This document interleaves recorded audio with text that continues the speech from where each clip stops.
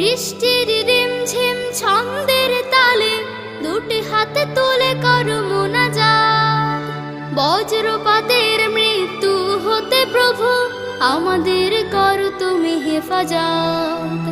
আল্লাহুম্মা সাইয়্যিবান নাফিআ, আল্লাহুম্মা সাইয়্যিবান নাফিআ, আল্লাহুম্মা সাইয়্যিবান নাফিআ, আল্লাহুম্মা সাইয়্যিবান নাফিআ। বৃষ্টির সুন্দর ছোট এ দোয়াটি সবাই শিখে নাও।